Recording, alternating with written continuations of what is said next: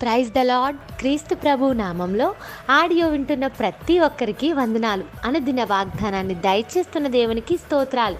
ఈ కొద్ది మాటల ద్వారా మీరు దైవిక స్ఫూర్తిని, దేవుని నడిపింపును, దేవునికి మరింత దగ్గరికి వచ్చే అవకాశాన్ని దేవుడు కలిగిస్తున్నాడని నమ్ముతున్నాను. నేటి వాగ్దానం ప్రకటన గ్రంథం 3వ అధ్యాయం 10వ వచనం. నీవు నా ఓర్పు విషయమైన వాక్యమును గైకొంటివి గనుక భూనివాసులను శోధించుటకు లోకమంతటి మీదికి రాబోవు శోధన కాలంలో నేను నిన్ను కాపాడేదను.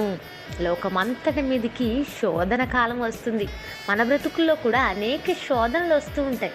అయితే నీవు నా వాక్యాన్ని గైకొంటివి గనుక, నీవు దేవుని ఎరిగి ఉన్నావు గనుక, దేవుని ఆజ్ఞలను వాక్యాన్ని అనుసరించేవాడిగా ఉన్నావు గనుక నీ శోధనలో నిన్ను కాపాడుతాను అంటున్నాడు దేవుడు. దేవుడు మాట్లాడుతున్న మాటలు ఇవి.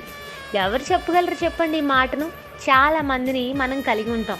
స్నేహితులు, బంధువులు, కుటుంబ సభ్యులు, ఆప్తులు, చాలామందితో కలిసి జీవిస్తూ ఉంటాం. అయితే మన శోధనలో, శ్రమలో నేనున్నా కదా నీకు, నేను నిన్ను కాపాడుతాను, తోడుంటాను, నీకు సహాయం చేస్తాను అని పలికేవారు ఎవ్వరూ ఉండరు. ఒకవేళ అలాంటి వాగ్దానం చేసినా తీరా ఆపద వచ్చేసరికి అప్పుడు మీతో అన్న మాట నిజమే కానండి, ఆ రోజు పరిస్థితులు వేరు, ఈ రోజు పరిస్థితులు వేరు, నేను రాలేను, నేను చేయలేను, నా మీద ఆశ పెట్టుకోకండి అని చేయి విడిచిపెట్టేసే సందర్భాలు చాలా మన జీవిత అనుభవంలో చూసే ఉంటాం.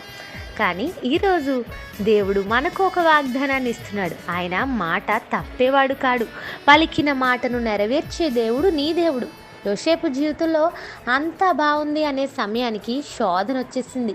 యజమాని భార్య రూపంలో ఆ శోధన అతన్ని ఎంతగానో శోధనకు గురి చేసింది. చెయ్యని తప్పుకు చెరసాలలో శిక్షను, శ్రమను అనుభవించే స్థితిలోనికి యోసేపు వెళ్ళిపోయాడు. దేవుడు ఆ శోధన నుండి అతన్ని కాపాడాడు. అతని నీతికి తగిన ప్రతిఫలాన్ని దయచేశాడు. తన మహిమను చాటుకున్నాడు.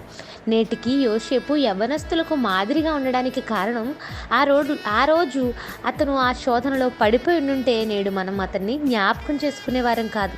అతనిలో ఉన్న యథార్థత అతని శోధనలో దేవుని చేత కాపాడబడేలా చేసింది. ఎస్తేరు జీవితాన్ని తీసుకున్న ఇదే ఉదాహరణ చూడొచ్చు. ఆమె జీవితంలో తన ప్రజలకు శోధన కలిగినప్పుడు నేను మహారాణి కదా, నాకేంటి అవసరం అని అనుకోలేదు. ఉపవాసం ఉండి తన చెలికత్తులతో సహా ఉపవాస దినాలు ప్రతిష్ఠించుకుని ప్రార్థన చేసింది. దేవుని చేత కాపాడబడింది. నిజానికి మనం మన ఇష్టానుసారమైన జీవితం జీవిస్తూ నువ్వు నన్ను కాపాడుతానన్నావు కదా ప్రభా, కాపాడవే అంటే అది అర్థం లేని పని అవుతుంది. దేవుని పట్ల విశ్వాసం, సహవాసం కలిగి ఉన్నప్పుడే దేవుని సహాయాన్ని, కాపుదలను పొందుకోగలం. యోసేపుకు, ఎస్తేరుకు శ్రమలో కాపాడిన దేవుడు నిన్ను కూడా నీ శోధన నుండి కాపాడుతాడు. ప్రతి శోధనలో ఆయనపై ఆధారపడితే ఖచ్చితంగా ఆయన మనల్ని కాపాడే దేవుడు. బహుశా నీకు ఈరోజు కలిగే శోధన ఏదైతే ఉందో అది దేవుని చిత్తమైన తర్వాతే నీ జీవితంలోనికి వచ్చింది. ఈ శోధన ద్వారా ఆయన నిన్ను సువర్ణంగా మార్చాలనుకుంటున్నాడు. ఈ శోధన ద్వారా నీకు సమీపంగా రావాలనుకుంటున్నాడు. నీ జీవితంలో మరొకసారి తన మహిమను చాటాలనుకుంటున్నాడు. ఈ శోధన నుండి కాపాడే దేవుడు నీ దేవుడు.